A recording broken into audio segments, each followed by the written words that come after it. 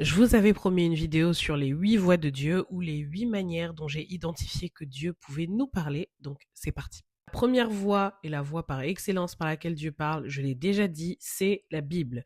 2 Timothée chapitre 3 versets 16 à 17 dit que toute écriture est inspirée de Dieu et utile pour enseigner, réfuter, redresser et apprendre à mener une vie conforme à ce qui est juste. Ainsi, l'homme de Dieu se trouve parfaitement préparé et équipé pour accomplir toute œuvre bonne. Je lis en version Summer. Avant de chercher les voies, les manifestations, les petits chatouillis dans les mains, sois quelqu'un qui connaît sa Bible. Le premier moyen par lequel Dieu va s'adresser à toi et diriger ta vie, ce sera par ta Bible. Moyen numéro 2, les rêves.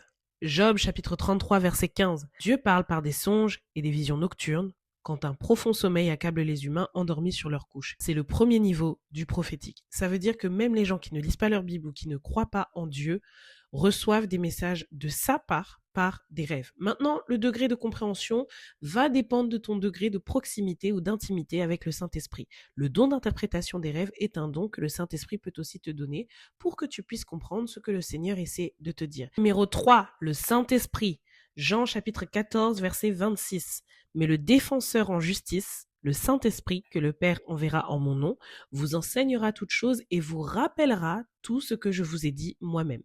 Il se peut que tu sois dans une phase où tu lis ta Bible sans vraiment la comprendre ou sans avoir l'impression que la parole de Dieu pénètre ton âme.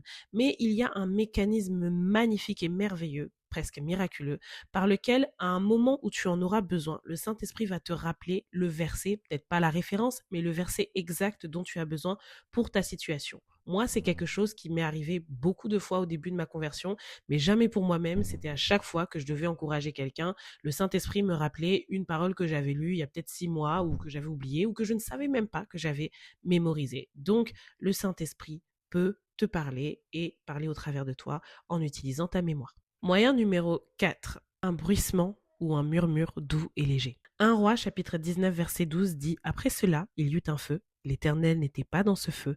Enfin, après le feu, ce fut un bruissement doux et léger. » J'aime bien cette parole parce qu'elle nous fait comprendre que Dieu n'aime pas trop parler quand on est trop agité ou qu'il y a trop de distractions autour de nous. Il sait s'adresser à nous de manière calme et posée. Ce bruissement doux et léger, on l'appelle aussi parfois le témoignage intérieur. Cette petite voix qui te suggère de faire quelque chose ou de ne pas la faire peut être la voix que Dieu utilise pour s'adresser à toi. 5e moyen, au travers des autres. Les autres peuvent te donner un conseil ou une prophétie, une parole de connaissance qui peut être directement venue du Seigneur. C'est pour ça qu'il faut savoir être à l'écoute des conseils et que la Bible dit que le salut se trouve dans un grand nombre de conseillers. Bon, pas trop aussi parce que parfois quand il y a trop de voix qui se contredisent, ça peut semer la confusion et Dieu n'est pas auteur de confusion. Mais ça nous rappelle quand même qu'aucun chrétien n'est censé vivre isolé sur une île. Non, on a besoin les uns des autres. Et c'est là que la communion fraternelle trouve tout son sens. Moyen numéro 6, les phénomènes naturels. Genèse chapitre 9, versets 13 à 15 dit « Quand j'amoncellerai des nuages au-dessus de la terre, l'arc apparaîtra dans la nuée, alors je me souviendrai de mon alliance avec vous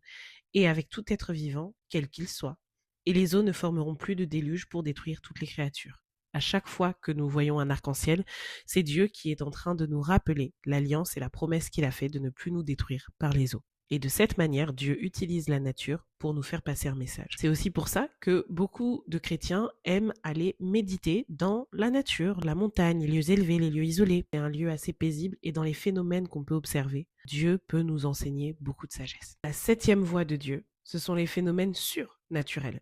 Exode, chapitre 3, versets 1 à 4. C'est dans un buisson ardent que Moïse a entendu Dieu lui parler. Ne croyez pas que les phénomènes surnaturels n'arrivent encore que dans les films. Vous pouvez faire une rencontre surnaturelle avec le Seigneur. Dans votre réveil, soyez-y ouverts et prêts. 8e voie de cette liste non exhaustive des manières dont Dieu s'adresse aux hommes, ce sont les circonstances. Je pense que le livre de Jonas en est un parfait exemple. Lorsque Jonas a décidé de ne pas aller à Ninive, Dieu n'a pas eu besoin de passer par un prophète ou quoi que ce soit, mais une tempête et une baleine géante lui ont bien signifié ce que Dieu essayait de lui dire, qui est qu'il ne s'appartient plus et qu'il fallait qu'il obéisse tout simplement. Soyez à l'écoute de certaines oppositions, mais aussi de certains processus fluides, parce que parfois, c'est Dieu qui est en train de vous indiquer la voie à suivre. J'espère que cette vidéo vous a béni. On se fait une partie 3 si vous le souhaitez pour identifier Merci chérie.